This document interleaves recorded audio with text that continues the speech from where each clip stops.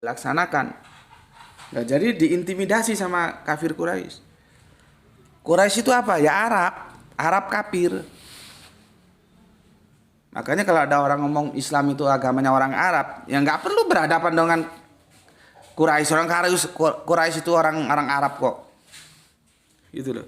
Jadi kalian harus lihat ya permasalahan. Kadang-kadang itu ada orang ingin mendiskreditkan Islam, mengkerdilkan Islam dengan idiom-idiom yang dia bangun seperti Islam itu agama Arab. Nah, kalau agamanya orang Arab, kenapa harus berperang lawan Arab kafir Quraisy ini? Kan seharusnya kalau memang itu agamanya orang Arab welcome semua. Dan Nabi berapa kali perang? Dan itu Arab lawan Arab kalau kita lihat ras bangsanya. Itu menunjukkan bahwa Islam itu bukan agamanya orang Arab. Islam itu dinullah seperti Milata Abraham, Yahudi, Nasrani, sekarang Islam. Itu agama universal untuk semua manusia. Masalahnya ente mau nggak? Gitu aja. Jangan bilang Islam agamanya Arab, lu geblek apa? Ya. Oke, jadi dia menetralisir, kalau aku bilang ini menetralisir atau mendeskripsikan lagi, perintah sholat Jumat itu sudah ada di Mekah, cuman belum bisa dilaksanakan karena intimidasi itu. Ya. Berbicara intimidasi itu pernah aku jelaskan ketika kita mengkaji tentang surat Al-Jin, ya. Itu beberapa tahun yang lalu. Jadi surat Al-Jin itu jangan kamu kira jin itu diajak sholat, enggak, kon goblok. Sampai itu yang katanya murtadin, gue juga nggak tahu memang kafir apa dia murtadin, nggak tahu kan. Dia bilang Kanjeng Nabi Muhammad sholat dikelilingi jin. Iya dikelilingi jin, tapi lu tahu nggak jin itu siapa? Lu bahasa Arab belepotan, nggak tahu sastra Arab, jadi kacau. Jin, janah, ya, janin itu satu jadar, satu akar kata tersembunyi. Ya, jadi jangan ada lagi teman-teman Islam khususnya ya, kalau yang kafir mau denger ya alhamdulillah ya. Di otak lu itu surat Al-Jin itu jin yang personal yang begini. Tidaklah aku jadikan jin dan manusia kecuali beribadah padaku gitu. Bukan jin yang itu maksudnya ya. Itu penjelasannya ada di video kajianku ya. Mungkin ada yang tanya, kok malaikat nggak disebut? Malaikat nggak usah disebut karena automatically dia tidak seperti kita. Dia bukan makhluk alternatif. Dia tidak punya pilihan. Dia diciptakan, didesain, diprogram takwa. Ya sudah. Jadi nggak perlu aku ciptakan jin malaikat berikut. Tidaklah aku ciptakan manusia dan jin plus malaikat. Nggak perlu begitu. Karena malaikat itu otomatis dia taat. Ya. Kalau kita kan ya kadang beribadah, kadang ngolor, kadang sholatnya astagfirullah, mudah-mudahan jangan ya. Itu ya, jangan sampai lupa sholatnya tuh ya. Kamu sudah mahasiswa harus lebih rajin lagi gitu. Ya. Jadi begitu katanya ya. Di Mekah itu sudah turun perintah sholat Jumat. Tapi karena kondisi keamanannya belum mendukung, ada intimidasi dari kafir Quraisy, maka nggak bisa dilaksanakan kata dia. Tapi satu lagi informasi, perintah sholat Jumat itu justru turunnya di Madinah. 9 bulan pasca itu pakai F apa pakai P tuh? Pasca hijrah dari Arab ke Yatsrib Madinah. Jadi ada dua sumber yang nggak sama. Ya biasa, namanya sejarah seperti itu. Kalau kamu buka mana tuh Al-Quran Bapak yang atas, yang belah sini, yang paling atas. Ya, kalau kamu mau cari tahu asbabun nusul, ya asbabun nusul surat Al-Ikhlas itu makiyah atau madaniyah. Itu ada 3 kalau 4 sumber berbeda. Nih, di sini kamu bisa nanti bisa lihat ya. Ini cari asbab, ini kan asbabun nuzul ya. Nanti kita juga berbicara asbabun nuzul ini. Gitu loh. Tapi kan styleku kan tidak langsung ke sini, styleku kan tidak straight. Styleku itu berputar-putar dulu sampai menuju ke inti. Makanya yang suka kajian straight gak usah ke sini. Cari tempat lain aja, ngaji di tempat lain. Kajian di sini itu dia singular, berputar sampai menuju satu titik track. Ya, padahal aku maunya menjelaskan ini. Asbab nuzulnya gimana, terus apakah ini perintah pertama kali orang melaksanakan sholat Jum'ah? Nanti kita lihat. Ya. Oke, gue kesini dulu ya. Jadi, di mana posisi Kanjeng Nabi, lokus deliktinya, lokal ya. Kanjeng Nabi pada waktu itu di mana? Di Makkah atau di Madinah? Ada yang bilang tadi, yang gue bilang, dia bilang di Mekah.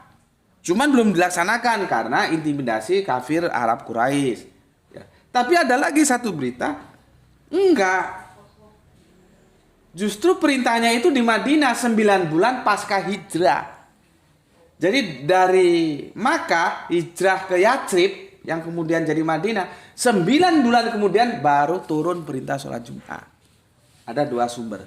Perbedaan-perbedaan seperti itu ya kita nggak usah tegang-tegang amat, santai aja. Tinggal kita cari mana yang paling kuat. Seperti surat Al-Ikhlas di sini itu asbabun nuzulnya akhirnya terpecah. Ada yang bilang Makkiyah, Madaniyah. Ya sudah, kamu mau ikuti yang mana gitu ya. Di sini ada. Bagus ini kalau kamu mau beli ya. Ya Bu, aku bukan salesnya, aku juga nggak kenal siapa penerbitnya, siapa apa namanya. Duh. Siapa penulisnya ya. Nih ya. Memurnikan keesaan Allah, surat Al-Ikhlas ini tuh. Nih. Ya. Nih. Nah, di sini asbab nuzulnya ada yang bilang Mekah, bilang Madinah gitu. Jadi ini tuh. Kalau menemukan perbedaan seperti ini ya sudah biasa saja ya. Oke. Aku minum dulu. Tolong tap-tapnya ya, dibantu teman-teman. Bismillahirrahmanirrahim.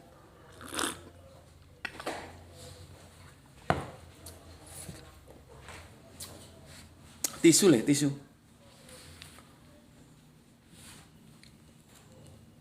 Oh, kok ini ya. Sekarang, nah gini dulu, ke perempuan dulu, ya. Ke perempuan dulu ya. Ke perempuan. Karena begini, ya. Nanti ada yang mengatakan, meskipun gue setuju, cuman presupposisi yang dia bangun tuh bermasalah. Si penulis sejarah tadi mengatakan bahwa perempuan itu tidak diwajibkan sholat Jum'ah. Ya di situ sih gue setuju, cuman presupposisi yang dia bangun gue nggak setuju. Dia pakai hal yang mujmal itu apa ya mujmal itu ya? Umum menjadi khusus itu bisa jadi masalah ya. Iya umum menjadi khusus ya. Ini sudah tadi ya. Ini lu pikir lah ya. Ketika lu sholat Idul Fitri lu tetap sholat duhur. Ketika lu sholat Idul Adha lu tetap sholat duhur. Kenapa ketika lu sholat Idul Jumat lu kagak sholat duhur gitu ya. Ini sudah lah ya. Aku hapus dulu. Semoga waktunya ada ya. Berapa tuh? Belum 1 jam kan? 4:03. Oke, masih cukup lah waktunya ya. Perempuan bagaimana kedudukannya terhadap sholat Jumat? Ya. Kalau ada yang bilang tidak wajib, oke, gue setuju. Tidak wajib, oke lah, gue setuju di sini ya. Gue setuju ya.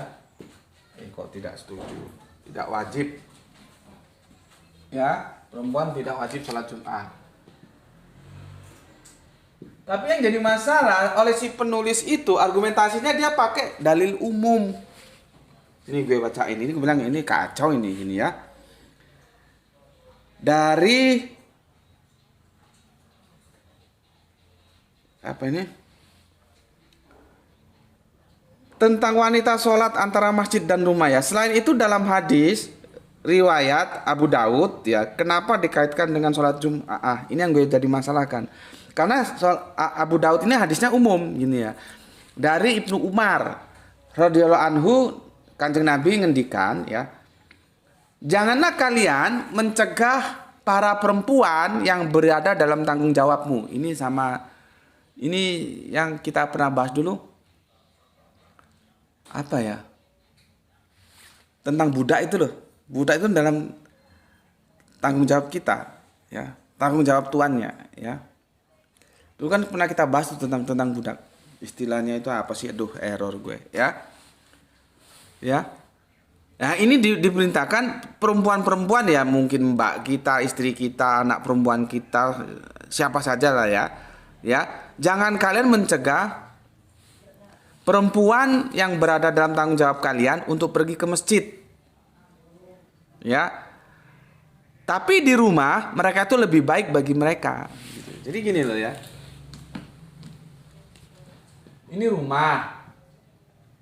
Ini masjid. Ini untuk Bani Hawa ya, masjid, bukan Bani Adam nih. Ya.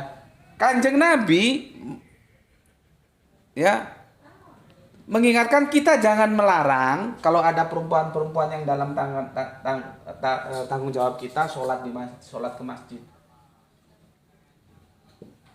Jangan dilarang. Tetapi itu masih koma. Tetapi sholat di rumah itu lebih utama. Gitu loh. Ya. Lebih utama. Nah, hadis ini digunakan untuk perempuan itu tidak wajib sholat Jumat. Nah, ini gue kurang setuju. Kalau begini caranya. Tapi ya memang benar sih ya. Cuman ini kan umum, dia tidak berbicara tentang sholat Jumat. Ini umum, Jumat itu khusus. Nggak bisa yang umum ya umum, yang khusus ya khusus. Kalau ini kan jadinya dia umum ditaruh ke khusus. Ngerti? Maka kalau kita mau cari ya,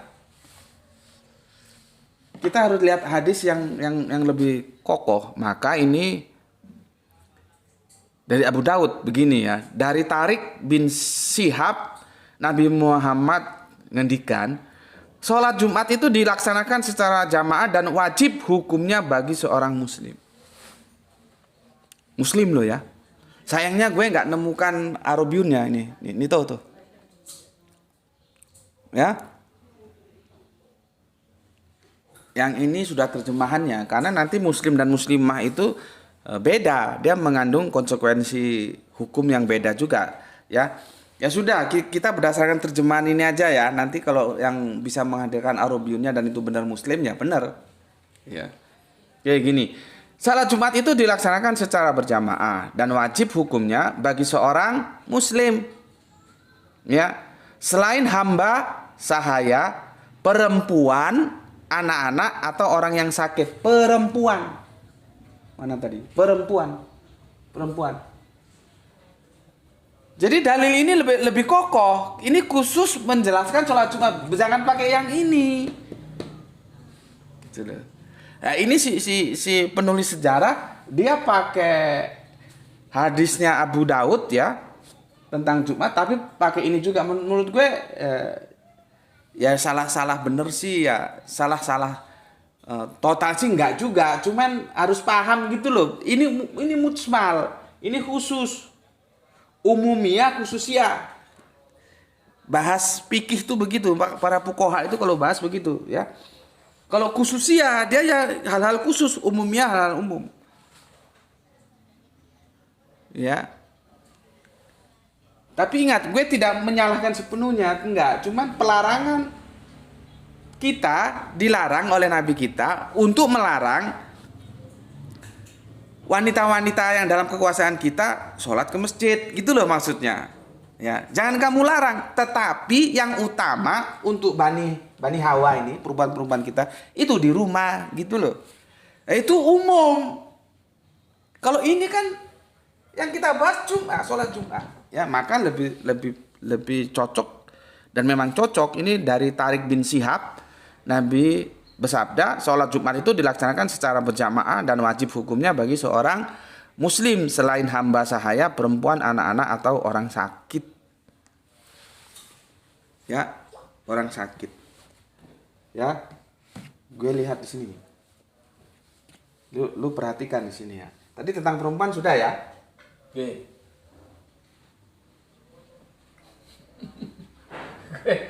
Gue pelan-pelanin supaya lu gampang paham ya. Tolong TikToknya dibantu, TikToknya. TikTok tap-tapnya dibantu ya. Tap-tapnya tolong dibantu teman-teman supaya nggak rungkat ya. Lihat ini ya. Siapa saja ya. Sholat Jumat itu dilaksanakan secara berjamaah dan wajib hukumnya bagi seorang muslim selain Buddha. Sekarang sudah nggak ada hamba sahaya ya. Ya. Perempuan yang sudah kita diskusikan. Nah, ini sudah ya. 1 perempuan, 2 Buddha, ya. 3 anak-anak. Ya. 4 sakit. Nih. Ya. Kalau anak-anak oke lah karena dia kan belum akil balik. Ya. Jadi anak-anaknya kita abaikan dulu. Anak-anaknya karena dia belum akil balik gitu ya. Jadi 3 ini kita diskusikan. Perempuannya tadi sudah aku bahas ya. Nah, lihat. Orang itu bisa terbebas dari perintah sholat Jumat itu ya. 1 perempuan, 2 budak, 3 sakit. Maka dia bisa free tidak sholat Jumat. Hadisnya seperti itu. Pertanyaan gue, ini berlaku nggak? Coba otaknya dibuka dikit. Ya, otakmu dibuka dikit. Dikit lagi. Ya, sudah segitu aja, otakmu dibuka ya. Ini untuk sholat duhur berlaku nggak?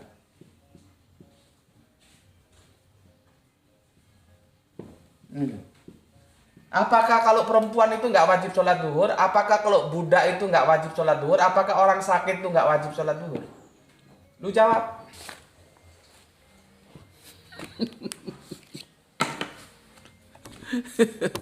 Lu jawab di situ. Nanti lu supaya bisa. Oh iya ya, ternyata Jumat dan duhur itu memang beda. Domainnya beda-beda itu. Makanya ini aku deskripsikan ya. Ini baru 1 hadis loh, padahal banyak hadis, cuman kan ya aku enggak bisa tampilkan semua. Ya. Bismillahirrahmanirrahim. Kamu juga kan harus usaha sendiri lah ya, jangan tak suapi terus gitu ya. Pas punya waktu senggang cari-cari. Sekarang kan ada Mbak Google, cari-cari hadis tentang Jumat gitu ya. Bismillahirrahmanirrahim.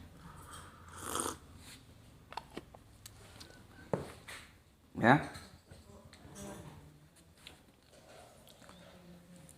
Tolong dibantu tap-tapnya ya. Supaya nggak rungkat ya. Tolong dibantu ya.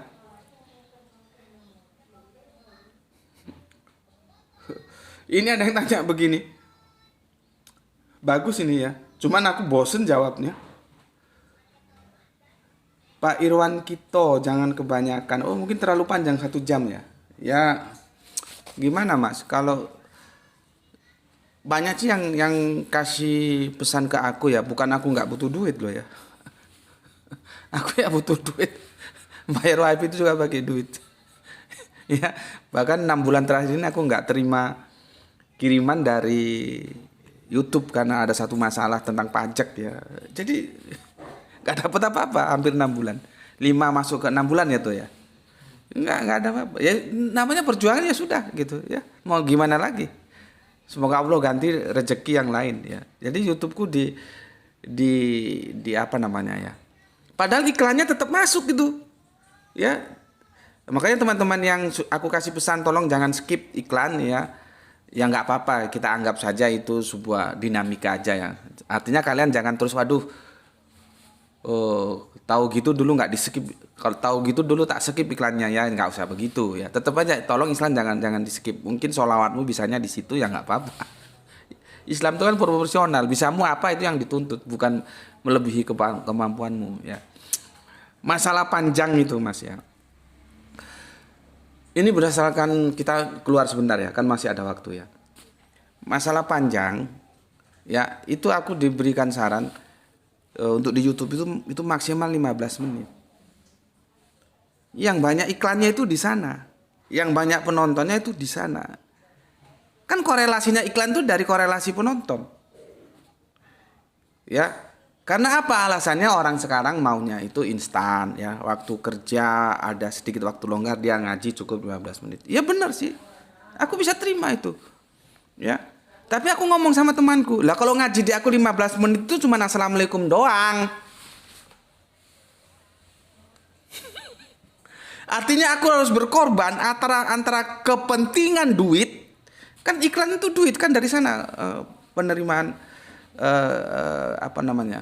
kontribusi yang diberikan YouTube untuk kita. Kalau aku gila mementingkan duit, ya aku bikin yang 15 menitan. Tapi 15 menitan bagi aku itu kajian-kajianku itu rata-rata 1 jam dan itu berseri. Gitu loh. Ya, artinya aku harus mengorbankan salah satu dan memilih yang satu. Aku mengorbankan yang masalah iklannya. Ya sudah, nggak apa-apa. Yang penting kajiannya itu bisa tersampaikan secara holistik. Maka kajianku itu tetap 1 jam, cuman dibagi 2 menjadi 30 menit. Gitu loh. Lah kalau aku nguber duit, ya aku bikin yang 15 menitan toh. Tapi kan kalian goblok semua, nggak hilang-hilang gobloknya. Orang dikasih yang 1 jam aja gobloknya minta ampun kok. Itu Kang Mas Irwan Kito ya, semoga bisa dipahami ya. Aku juga berkorban, Mas. Jadi kalau orientasi, makanya kalau ada yang bilang Gus Beti itu cuma cari duit gitu, ya aku kasih senyum aja. Ya memang sih semua orang butuh duit, orang mau dikubur aja pakai duit. Ini bayar wifi juga pakai duit. Makanya wifi-nya juga yang 5 Mbps karena nggak punya duit gitu loh. Ya, artinya aku juga butuh duit, tapi aku nggak bisa diatur oleh duit. Kalau aku hanya gila duit, ya ina amaluniannya itu duit, ya aku bikin yang 15 menitan. Cuma kan aku nggak mau. Gitu Kang Mas Irfan. Karena ini nama baru ya. Kalau yang lama-lama sudah aku jelaskan seperti itulah ya. Yang Betawi pakai anting untuk laki-laki hukumnya gimana?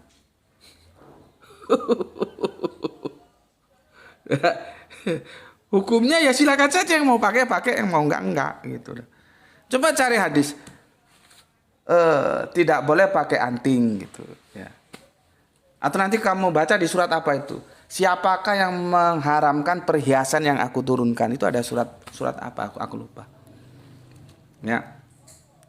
Itu aja kamu cari dulu. Nanti kan terus dibawa seperti ini. Dilarang menyerupai perempuan, kira-kira begitu ya. Ya. Nah, nanti dalam hadis itu perempuan itu seperti apa? Apanya yang dimaksud perempuan? Nah, gitu ya. Nah, supaya nanti kamu paham, kamu lihat kajian Gus Beti, Mas Betawi ya, tentang surat Al-Muntahana. Al-Muntahana, kita jadi nyimpang sana, nggak apa-apa ya. Berapa lama lihat tuh?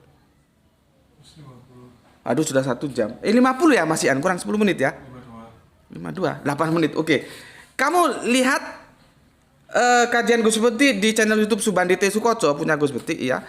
Tentang penjelasan surat Muntahana. Kenapa disebut Muntahana? Muntahana itu apa? Perempuan. Kan itu background behind screen-nya itu kan Sumpah setia, baiat akobah, baiat akobah 1, akobah 2, dan itu banyaknya laki-laki. Lalu kenapa suratnya kok perempuan? Gitu loh. Nah, makanya kamu harus tahu. Ya tinjauannya tidak segampang yang perempuan itu begini. Nanti dulu. Almarhum Ajubandi Ashar ya, ketika di Kairo dia dimarahin sama orang Mesir. Katanya apa? Menyerupai perempuan. Karena apa? Almarhum, semoga Allah merahmatinya, almarhum Ajubandi Ashar pakai baju batik. Karena dia kan bangsa Indonesia, batik kan punya Indonesia. Batik menurut budaya mereka itu bunga-bunga itu bajunya wanita. Kan kacau jadinya. Jadi Prof Ajubandi ditegur, menyerupai wanita, bajunya bunga-bunga, baju batik. Oh, Mesir Arab goblok gue. Gitu Kang Mas Betawi ya. Tapi begini aja dah ya. Kalau menurutmu kurang baik jangan ditiru, jangan dicontoh maksudku. Jadi di sini proyeksinya nyontoh bukan niru ya. Kalau niru dan contoh itu beda, ya beda. Niru dan contoh itu beda. Ya. Kalau menurutmu baik ya dicontoh, kalau tidak baik ya jangan dicontoh. Jadi ambil yang baik-baik aja yang dari aku. Itu pun kalau ada, kalau nggak ada yang baik ya tinggalkan saja gitu. Ya. Oke. Karena tadi tanya jadi aku harus jelaskan ya. Oke. Sekarang ya kita kembali ke sini. Di Mekah dulu perintah sholatnya atau di Madinah? Sehingga kita tahu nanti temposnya. Ya. Kita bisa lihat sebelum ada sholat Jumat ya. Orang sudah sholat duhur, Mas. Dan ini gak nasak mansuk. Ya. Jumat duhur tuh gak nasak mansuk. Nggak seperti ayat-ayat dalam Al-Quran, ada yang dinasak, ada yang dimansuk gitu. Itu pun sebetulnya pemahamannya perlu digenahno itu ya. Nggak ada. Jadi duhur itu turun diwajibkan, jepret, ya tetap aja wajib, namanya juga wajib. Ya, nah, kalau gue sih ngikuti yang ini, ya, gue nggak ngikuti yang ini, tapi ya gue hormatilah kalau lu masih bilang, oh itu di Mekah, karena tadi tanggalnya setelah kita googling kan nggak tepat, itu hari Senin bukan hari Jumat ya, ya. Gue ngikutin yang ini.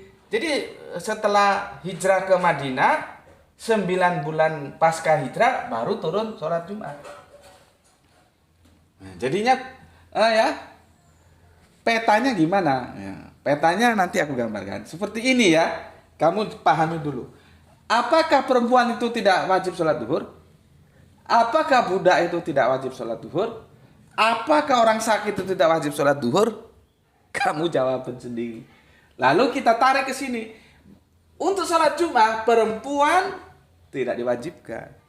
Budak tidak diwajibkan. Orang sakit juga tidak diwajibkan. Ya. Maka kalau lu sakit lu nggak usah Jumatan. Tapi jangan lu sehat pura-pura sakit, nanti sakit beneran. Jadi kacau lu. Semua bisa kamu tipu, tapi siapa yang mampu menipu diri sendiri dan Allah? Nggak ada. Allah itu sesuatu yang nggak bisa ditipu karena dia maha tahu ya. Jangan berprinsip nggak ada yang tahu ya. Gundul buku nggak ada yang tahu. Ya, jadi di sini sudah nampak ya. Ini baru satu hadis loh. Nanti kamu cari hadis-hadis yang lain ya. Oke, sudah habis waktunya tuh. Oke. Ternyata waktunya sudah habis ya, dan kita persiapan masing-masing yang mungkin di Indonesia Timur ini sudah begitu dekat ke Jumatannya ya. Ini aja dulu, aku kasih PR ini aja dulu untuk kajian kita di Jumat pekan depan ya.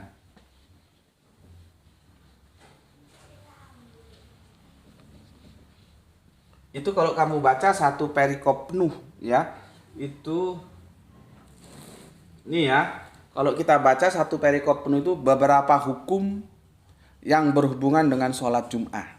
Ya, kita mulai ayat 9, 10, 11. Jadi ada 3 ayat. Ya, meskipun stressing pointnya di sini, cuman akan kita bahas pekan depan itu 3 ayat itu secara berkesinambungan akan kita bahas. Ya, yang coba lu pikirkan. Apakah Quran surat Al-Jum'ah 629 ini adalah perintah sholat Jumat yang pertama kali? Apakah sebelum ayat ini, atau gini, apakah sebelum ayat ini dinuzulkan, nuzul dari mana? Dari Kanjeng Nabi ke kita. Kalau nuzul dari Allah via Jibril ke Kanjeng Nabi sudah selesai, sudah tamat. Aku sudah jelaskan ya beberapa kali itu. Karena kadang-kadang ada yang salah paham juga ini. Dikirain Nabi belum menerima yang 6.236 ayat ini. Berapa juz tuh? Ini Nabi sudah terima semua. Jadi nuzul itu ada 2. Nuzul dari Allah via Jibril ke Kanjeng Nabi.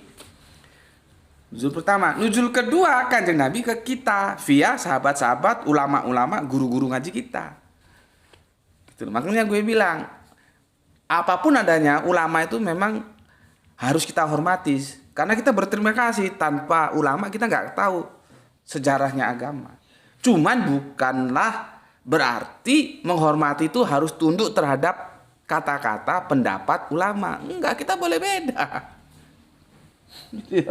Kita boleh beda. Karena pemikiran orang itu cenderung tumbuh dan berkembang. kebenaran itu tidak hanya diukur pada yang lama-lama doang. Ya, cuman harus dihormati gitu ya. Jadi ini ya 6.236 itu sudah turun semua. Nah, besok terkait Jum'ah, pertanyaan gue, sebelum turun ya, sebelum nuzul, kok nuzulnya ke Nabi kan, ini sebelum nuzul,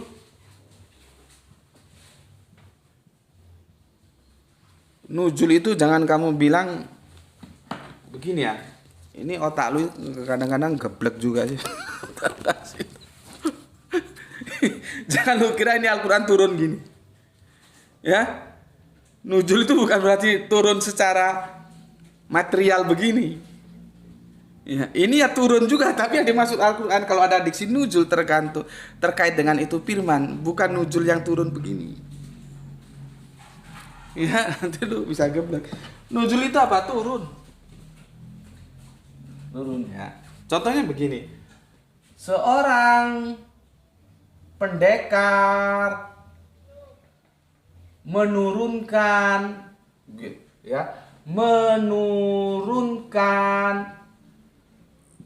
jurus ya. Jurus apa? Jurus harimau kepada muridnya. Ada diksi gini. Pertanyaan gue, apa yang dalam otak lu diksi menurunkannya?